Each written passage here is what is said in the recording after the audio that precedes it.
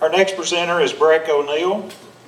While attending McNairy Central High School, Breck won 4 district tournament championships playing tennis while being coached by his mom. It has been said that Michelle is the favorite child, but Breck gets to present his mother tonight. So please make welcome back to the Roundhouse, Breck O'Neill.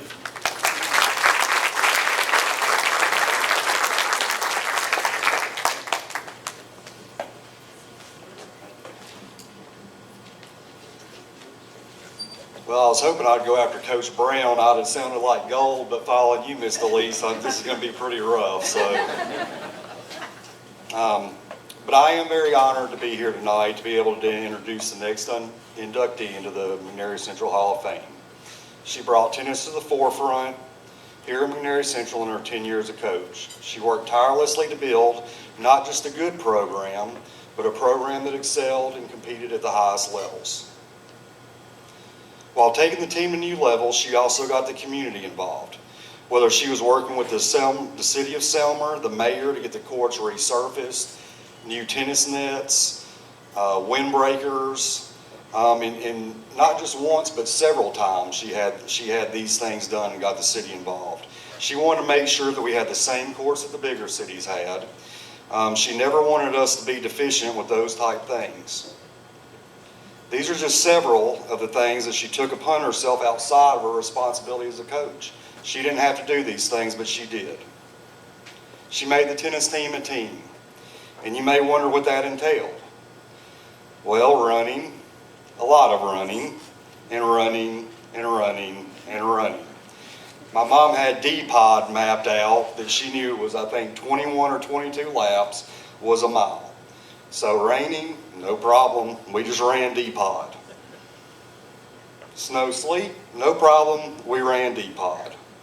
All season, too cold to play on the courts, no problem, she had us running D-Pod. So she had also created an off-season workout. She had a special diet, no-eat list, and let me tell you, the no-eat list was very popular. But you better not let her catch you with the Snickers or you be running. We do drills relentlessly every day. The tennis team also never had any money. She would raise money by organizing concession stands. We had a tennis team dance every year. We did car washes. She had a tournament that she put on every summer that players from all over the district would come and play in to raise money. She did whatever she had to do to help us in those things, so we had matching outfits. She raised money for travel, for tennis balls, for ball hoppers, for squeegees for the courts. She brought in equipment that no tennis team had ever had before, again, so that we weren't deficient and that we felt like a team. And this is just a small taste of what she did. On the tennis court, we ran a lot more. We ran 3 courts at one time. We were never standing still. You may not know this, but tennis can be a very brutal mentally and physical sport. My mom always had us ready. We may not have been the best team on the court some days, but we were in better shape than any team that was around. In addition, if you think she showed my sister or myself any favoritism, you'd be wrong. I acted up one day on the court, and this is after we had warmed up by running, ran our drills, ran our sprints. My mom kept everybody after practice to watch me run sprints.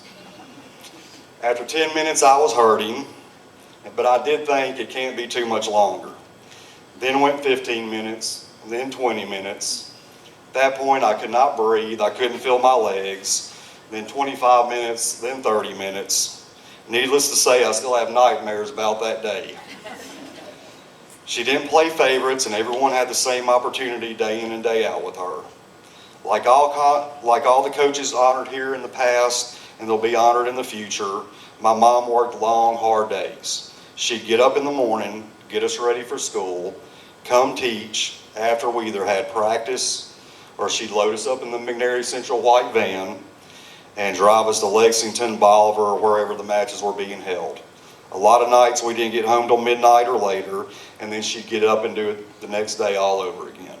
We practiced Saturdays, we practiced Sundays, and we were a successful team because of it.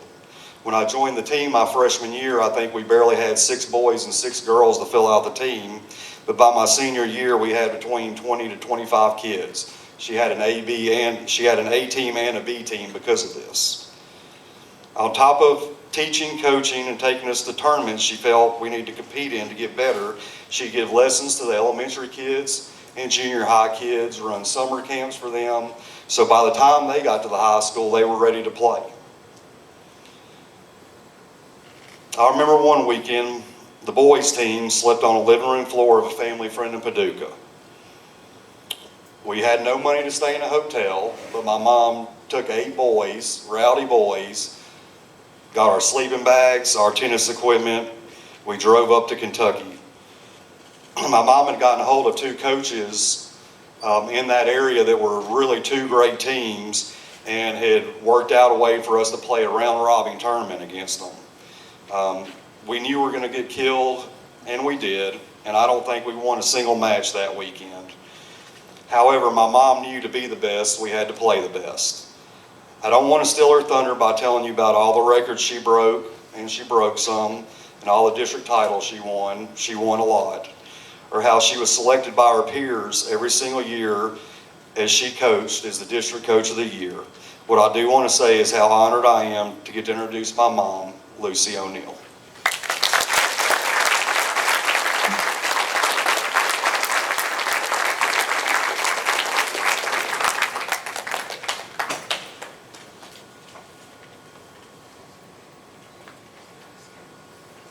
Bring my napkin. Like Peters.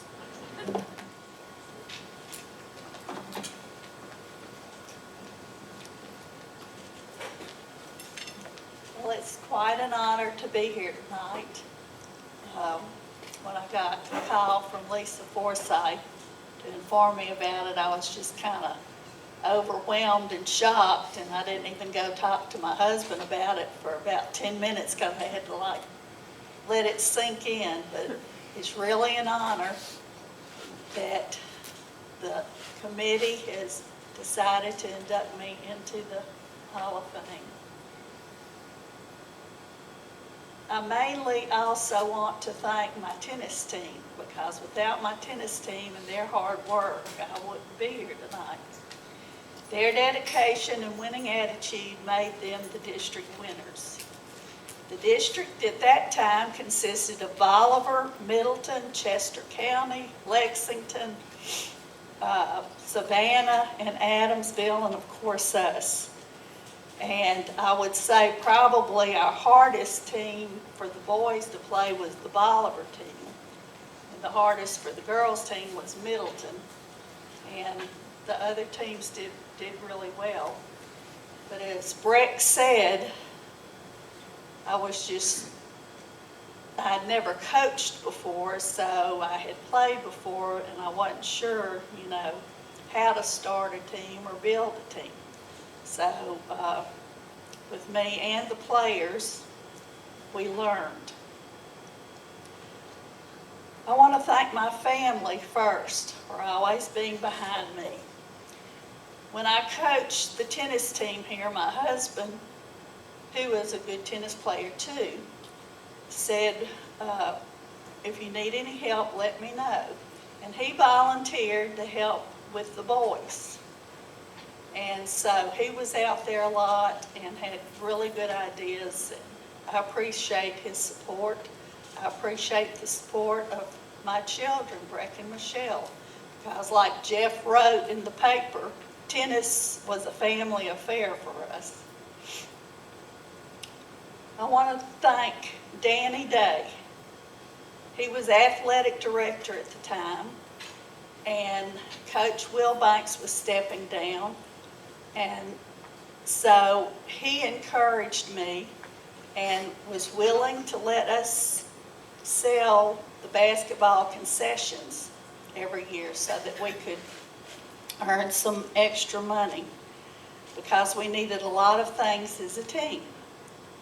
And so with us working hard, the parents, the players, and selling concessions, we did have some extra money when we needed things. So he helped me order practice balls, a ball hopper, a ball machine, videos. I kept on saying I need videos. I want them to sit down and watch other people play, see how other people are trained to play. He made sure we had our team shirts every year because I wanted us to look like a team. We were a tennis team. We weren't going to have one person wearing gray shorts and one white shorts and one blue shirt or one green shirt. I wanted us to look like a team. And if you put that mental concept in the students' minds, we're a team. So we always had matching shirts, shorts. We had tennis shoes that are better for a player to play with. I don't know if y'all know anything about tennis shoes, but some aren't really apropos for a tennis player. So we made sure we had the right tennis shoes, the right rackets. Did you know there were so many different rackets and you shouldn't all play with the same racket? You find the racket that most suits you, that has has been strung the right way and things like that.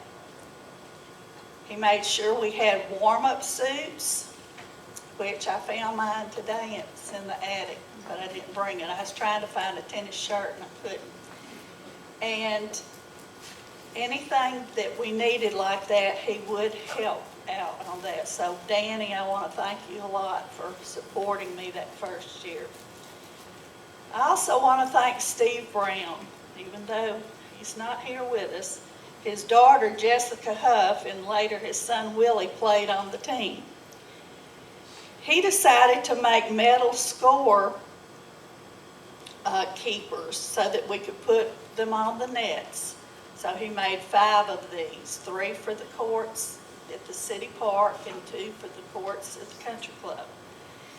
And that way, when the students changed ends during the matches, they would put what the score was. So people could keep up with what the score was on the different courts.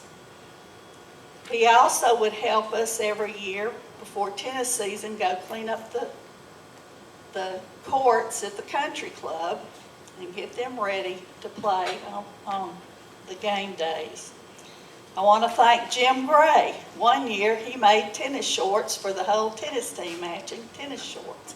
He also bought us a footwork machine that we could use working on our footwork. Like Breck said, your feet are moving all the time. You're on the balls of your feet and you don't ever stop moving. That's the way you do in tennis, no flat foot. I also want to thank Bob's Brooks and the Eagle Scouts. They built us a couple of wooden benches by the tennis court so spectators could sit down and watch the matches. Also, the city was willing to resurface the courts a couple of times, get us new nets. I want to thank Steve Beavers. He came out all the time to film the players playing and had a lot of articles put in the paper for us. And who can't help but thank Jeff York. Jeff was the one that after a match I would call in all of our scores and he would call them into the Jackson Sun and they would be in the paper the next day. Now, some nights it might be 10:30 before I was able to call him, or 11, but he was faithful in making sure that McNary's scores got put in. Also, I have to give a big thank you to Coach Wilbanks. He was the tennis coach at the time, and he was ready to step down and help more with softball and everything. And he suggested to David Hurst, the principal, that he consider asking me to coach the team. Now, I'd never coached a team before, but I had played, and I knew a lot about the game. So he called me in one morning and he said, you know, how would you like to try coaching? And I said, well, I don't know about that, but I said, I do like to play, but I don't know about coaching a team. And he said, well, Bill Wilbanks told me that he thought you would probably do a good job, so are you willing to try it? And I said, well, I'll have to go home, talk to my family, see what they think, and then I'll let you know. So I talked to my husband, Tom, told the kids about it, and I decided, well, I'll try it 1 year, and we'll see how that goes. I was teaching AP history at the time and some other classes that kind of took a lot of work, grading papers and things. I thought, well, I don't know about this, but we decided that I would try. Michelle had been on the team, and I guess he thought maybe she was a good player. And so she and Breck both will end up playing on the team. I even taught Anita Beth Adams when she was in the 3rd grade. She and Nikki Utze, their mother said, will you teach our daughters? So we'd go down to the courts, I'd feed them balls and teach them all about tennis. I also taught the Bogan girls, Carol and Janet. Their mother stopped by one day. I was feeding Breck balls and said, do you teach tennis? I said, no. I said, this is my son. I'm just working him out. And they said, well, would you consider, teaching our girls? So I said, well, okay, I guess I will. Then I started teaching, a few others that parents had asked me. Well, you might ask me, why did I like tennis so much, and how did I know so much about it? Well, and I didn't bring it up here. Michelle, will you hold up the wooden tennis racket? See that tennis racket? That's what we played tennis with when I was young. It wasn't all these newfangled, neat rackets they have now. My dad bought me that Wilson tennis racket. When I was in the 6th grade, I went to a tennis camp that had tennis and had some other things. It was a girls' camp. And from the summer after my 6th grade through the summer after my freshman year in college, I played tennis every summer. And then later on, I started just hitting with some friends. I found some friends that liked to play. When I was in college, I'd just go out and hit. We didn't have a girls' team at the time. It was just a boys' team. And when we moved to Newport News, Virginia later on, I joined a doubles team at a racket club there. Then, fast forward to Las Vegas. When we moved to Las Vegas, I joined a doubles tennis team in Las Vegas. And it ended up, in Las Vegas, they had tennis, you know how the weather is. Well, they had tennis teams all over the city. And we would practice all year and then play a big tournament at the end of the year. Well, when we played the tournament, our team won. We were so excited. We had this big trophy, and my doubles partner, Debbie Shelton, and I never lost a match the whole time we played. So I did have some experience. Then I asked my coach there if he would teach Breck and Michelle. And he said he would, so they started going out taking private lessons with him. When we moved back to Selmer, we joined the Corinth Country Club because they had a pro there at the time. Of course, there's no longer a country club there where it used to be. But he kept working the kids out, and then he had a doubles women's team that I played with.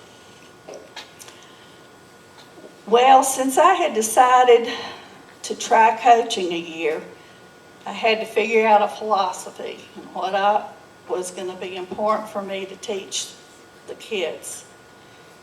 My main philosophy was practice makes perfect. Practice, practice, and practice some more. We practiced every day during tennis season except for the match days. And as Breck said, we practiced on Saturday mornings and Sunday afternoons after church. We also did workouts to make our bodies strong, and as Breck said, we ran. We ran all the time. Because you may play a 3-hour tennis match. Well, you got to be in shape. Not only physically, but mentally. 95% of tennis, winning in tennis, is the mental. You can be the best player in the world if you don't have the mental there, you probably won't win. I taught them how to do some drills, and one drill was running the lines. I see Anita Beth smiling, probably Jill too. And this is going to be mixed up tonight, because when I got here tonight, I have 2 former players that are here. One is Anita Beth Boatman Adams now, and Jill Mass Parker. I looked up and she was there, and I mean, it just thrilled me. I've been teary all night. And of course, my son and my daughter, they were both very good players. But I set up some rules. We practiced a lot. Even one year, my husband brought our video camera out to the courts, and we videoed the kids serving. So they could look at their videos, see what they were doing, because you can't see yourself serving, and see what they could do so we could help them improve their serves. We also got a 4-foot cord to put between doubles players to teach them how to work together on the court.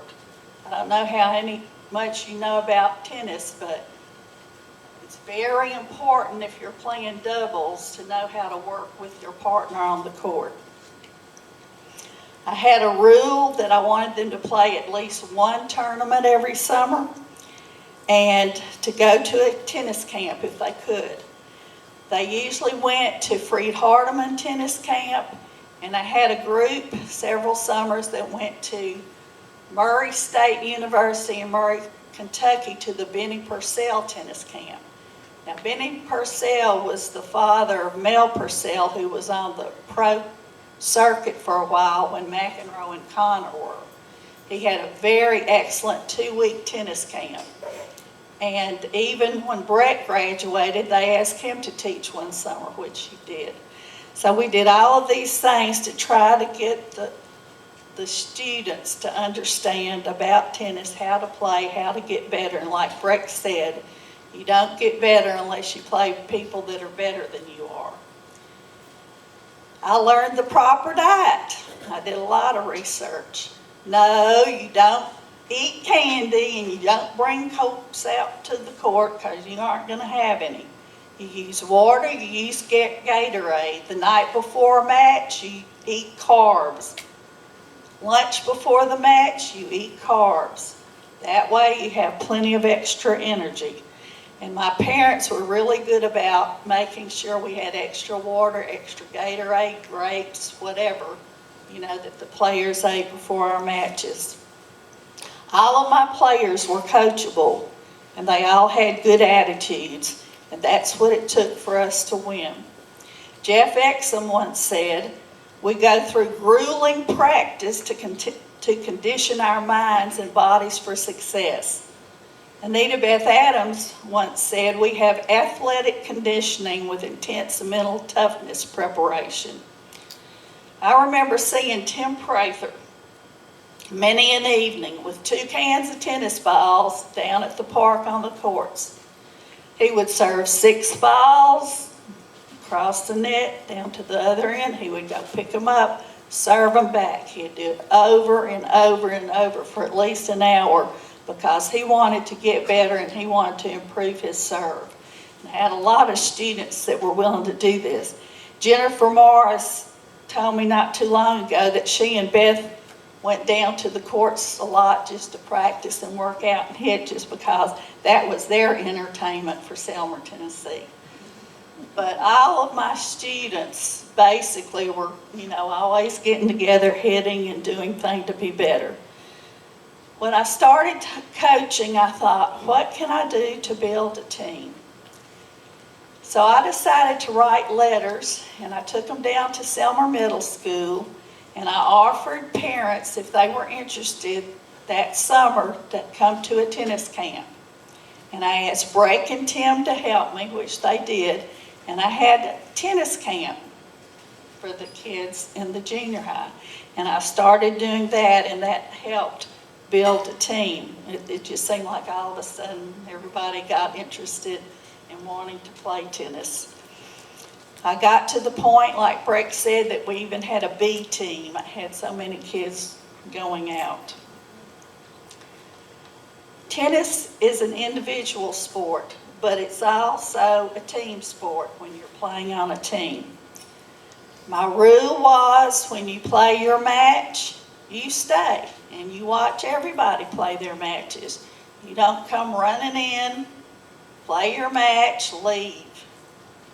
We were always a team, and we were like a family, and we followed the rules. One summer, I traveled with Breck and Tim as far as Tennessee Tech so they could play in a USTA junior ranking tournament. They won the Centennial Park tournament in Nashville. And just things like this helped us to be better.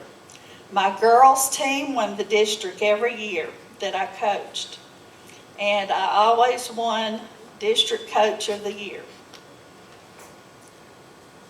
I even one year won the District Girls and Boys Coach of the Year. And the teams that I coached made this possible. One year I won the Best of the West Coach for Tennessee, while Breck won the Best of the West Boys Player. Anita Beth Boatman Adams also won Best of the West, and so did Amanda Biggers-Lee. So I had a lot of really good players.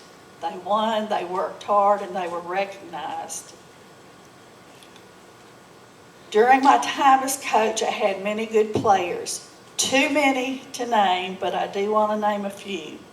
I coached 42 boys and 54 girls during those years. Michelle O'Neill was a very good singles player. You see Michelle, she was as tiny as Lily is right now, but she could hit, as I say, the dog out of the ball. People would just be shocked. Here's this little girl, and she'd start hitting, and she could hit it hard. Jessica Huff and Michelle did really well playing in doubles too. Other good doubles players were Christy Kaiser Moore and Jill Mass Parker. They made a really good doubles team. Amanda Biggers-Leach and Darby Abernathy Farmer, Jennifer Bice Morris and Beth Rickman, and so on. One of my best singles players that I ever had was Anita Beth Boatman Adams. And by the way, she was the lob queen. If you want to mess somebody up playing tennis, start lobbing them. And lobbing them close to the baseline. You're going to start winning the points that you need. One match she played for 3 hours, but she never left the tennis court until she had won. She was one of the most determined people I've ever seen, and she had that winning attitude. Valerie Flowers and Cindy Comperry also were a good doubles team. One time we were playing Middleton, and the match was just really close. And like I said, my husband helped me. And as a tennis coach, you can't call them all over when you want to, and you can't run out and tell them anything. If you want to say anything to them about how they're playing or what they should be doing, when they change sides, you could stand kind of at the fence there and kind of say, come over here a minute, and whisper something to them. Well, Tommy told Valerie and Cindy, you can win this, girls, if you want to. And if you win, I will pay money for you both to get a date and go out and eat a nice dinner somewhere. And they won. Sometimes you have to know the right thing to motivate them. Amanda York, Julie Burton, Sarah Tucker, Joy Wilkerson, some of these other people were really good players. One day we were playing, I have to tell this story because it's so funny. Martha, you'll get a kick out of this. One day we were playing Bolivar, and the courts are kind of down low, and there's a grassy knoll. You sit there and you watch the players play. So Jennifer and Beth had finished their match, and they were sitting there. They both had this big book, and I walked by and I said, "What are y'all doing?" They said, "We're reading our AP History chapter for the week," because I taught AP History. Of course, Martha did before me, and I got the biggest kick out of that. I thought, well, and it's like somebody said earlier, the kids here were just bright, academically, as well if they were athletically too. So I thought that was pretty funny. Breck won the district singles for 3 years and district player of the year 2 times. I had an excellent exchange student from Brazil named John Lasmore that was a great player. Also, Tim Prather, Brad Howell, Jeff Exum, Joe Tackett, Jamie Rickman, Clay Fuller, Ryan Shelton, Chris Dancer, and Brandon Cromer were some of the other good players. Now, like I said, I taught 47-something boys, so I can't name them all, but I can tell you some of the really good ones. I saw Jennifer Morris not too long ago, and she shared what good memories she had as a player. She said we were together most of the year. We played together, we ate together, and we were like a family. And she said, I still have just such special memories of that, and I wish that my daughters could experience that too.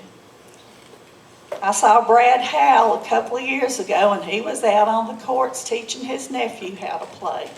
And he plays pretty regularly.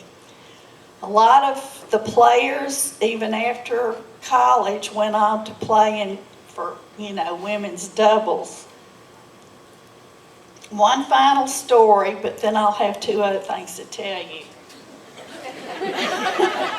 Oh, by the way, and my old tennis players, Lily, Lake, and Jaylee do know how to run the lines. I've taught them that. A few weeks ago, I noticed that my grandson, Lake Chambers, was watching Wimbledon.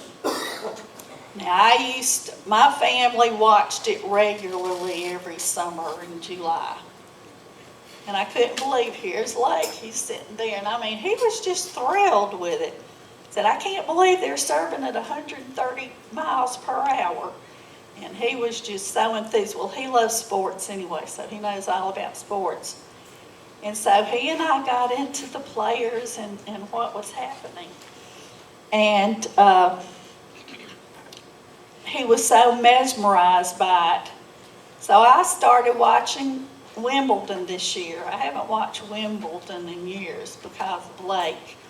And Lake, I want to thank you for that experience because it just brought back so many good memories for me of tennis. Again, I want to thank everyone involved with the MCHS Sports Hall of Fame for including me. It's an honor that I will forever cherish, and I want to thank you. And I want to quickly read just a few things. I got a couple of emails today from people that weren't going to be able to come. And as a teacher, you want to make an impact on students' lives. One thing that I was able to do once I became a coach, and you had to be a coach, was to start sponsoring FCA, an FCA chapter here. Sharon Smith helped and Kathy Tucker, and we had that for quite a few years. So I was thankful for that.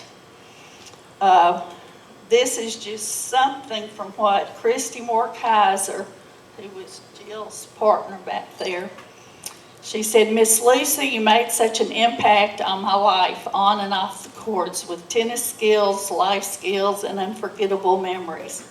I often quote many of your sayings to my girls who have been playing tennis most of their lives. One being, watch your lines, stay on your toes and never get caught in no man's land. I'm not sure if all these quotes are exact, but the purposes were the same. You have always and will forever be a huge part of my life. Your teachings and your love of life through others gave me a love and respect for the game of tennis. Of course, I about cried this afternoon. I'm about to cry again. I got this from Cindy Comperry. She said, and it's not the whole thing, she says, I'm honored to be able to congratulate you. As much as I hated running the lines during practice, you instilled dedication, quality sportsmanship, and a winning spirit in all of us. Thank you for that. Thinking of my time at MCHS, being a Bobcat tennis player brings back some of my favorite memories. I specifically remember the time with Valerie when we were playing the doubles and Mr. Tommy motivated us for our free dinner. I'm sure they won't ever forget that. And you know, we did end up winning. You somehow knew well enough to know how to motivate those two 17-year-old girls.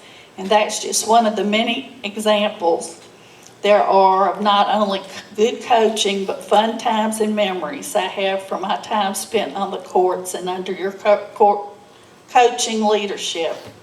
The care, the dedication, and the spirit you instilled in your players were phenomenal. That not only made us good tennis players, but taught us life lessons that I know I've carried through my life, and I'm guessing the others on our team would mirror that sentiment too. I'm glad that I ended up getting to coach at McNairy Central. I want to thank my husband for always being there for me and helping me. For my kids, whether they wanted to play or not, they did. And they were good, and it was a family affair, so to speak. My grandchildren, running the lines is a lot of fun, and it'll make you a good player. So don't give up on that. So everyone, thank you so much. I'm so thrilled. I taught with Delise, Bobby, Martha. She's my history mentor. She passed down the AP torch to me. Lisa. And Coach Will Banks, there's another thing that you taught me. The first year that I did coach, he said, he was always giving me advice. He said, let me go to the seeding match with you, because all the coaches would get together and he got it so they would meet in Selmer. So all the coaches had to come here to Selmer for us to seed the kids how they would play in the tournament. And he taught me, he was with me that first time, he taught me how to fight for my kids and what seating position they should be in. I mean, he was very perceptive and smart about things like that. And Stacy was one of my students. Stacy, I'm so proud of you. He had me for government, and he sat right in front of me. Right, Stacy? He studied, he listened, he was just an inspiration to the rest of the students. And one day some of the girls, all those pretty girls he had, made him get up and walk, which he did. We were all so proud of him. So you're very deserving of this, Stacy. So thank you.